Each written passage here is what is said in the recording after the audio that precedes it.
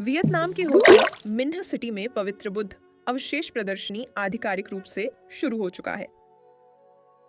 इसी कड़ी में भारत से लाए गए पवित्र बोधि वृक्ष का एक पौधा मंत्री किरेन रिजिजू, आंध्र प्रदेश के संसदीय कार्य और अल्पसंख्यक मामलों के मंत्री तथा पर्यटन और संस्कृति मंत्री श्री कंडुल्ला दुर्गेश और वियतनाम बौद्ध संघ के सर्वोच्च कुलपति द्वारा बौद्ध विश्वविद्यालय हो ची मिन्ह सिटी में लगाया गया।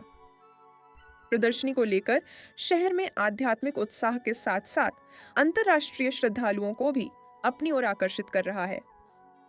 हो ची मिन्ह शहर में लाखों की संख्या में श्रद्धालु पहुंच रहे हैं। शहर में भक्ति ऊर्जा, रंगारंग सांस्कृतिक कार्यक्रम, आध्यात्मिक प्रवचन की मौजूदगी इसे ऐतिहासिक प्रदर्शनी होने का दावा कर रही है।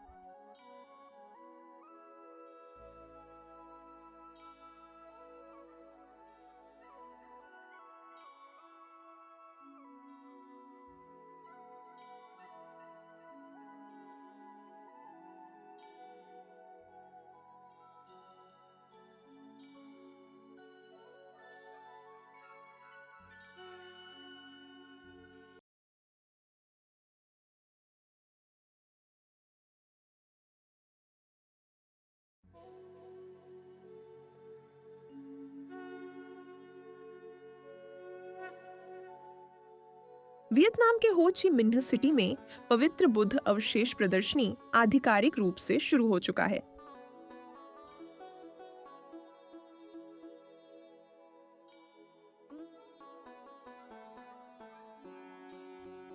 ऐसे में शहर में आध्यात्मिक उत्साह के साथ साथ अंतर्राष्ट्रीय श्रद्धालुओं को भी अपनी ओर आकर्षित कर रहा है।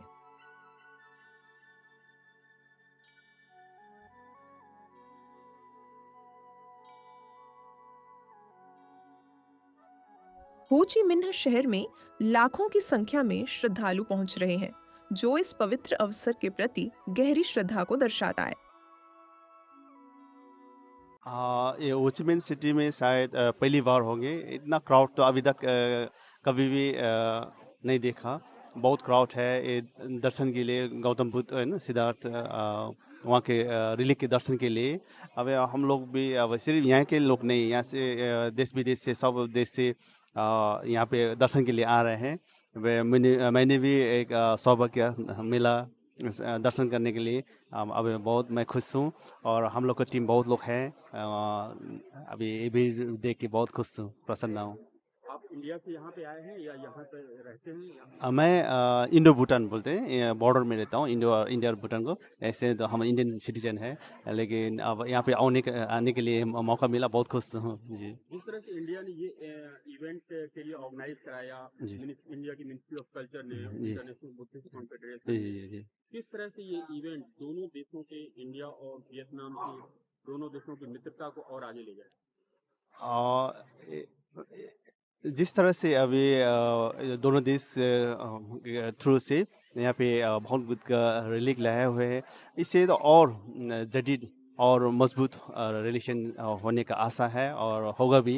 अब ये बहुत बुद्ध का ब्लेसिंग से। कल एक बहुत बड़ा इवेंट है जो यहाँ पे यूएन डे वेसाख 2025 के रूप में मनाया जा रहा है। इसके बारे में अगर आप बता सकें, जिस तरह से ये रिलीक से रिलेटेड है। यूनाइटेड नेशन के माध्यम से अभी सब देशों के, अब ज़्यादा से ज़्यादा वर्ल्ड के देश लोग पार्टिसिपेट कर रहे हैं इसमें। यूएनडीपी के माध्यम से अब बहुत रिलीक दर्शन करने के लिए सब देशों के लिए भाग्यमानी मैं ठहरता हूँ, मैं सोचता हूँ। बहुत अच्छे। I think it's very clear. It will have very great beneficial ties, and we will see for generations to come that this will ensure that there's a lot of cultural exchange. A lot of students, studying Dharma can come. They also come to India, and we also do the same. We come here and we learn new things from each other. And it's a very beautifully shared culture and value, which helps us to promote the true values of Buddha Dharma across the globe. इस आयोजन को लेकर शहर में भक्ति ऊर्जा, रंगारंग सांस्कृतिक कार्यक्रम, आध्यात्मिक प्रवचन की मौजूदगी इसे ऐतिहासिक प्रदर्शनी होने का दावा कर रही है।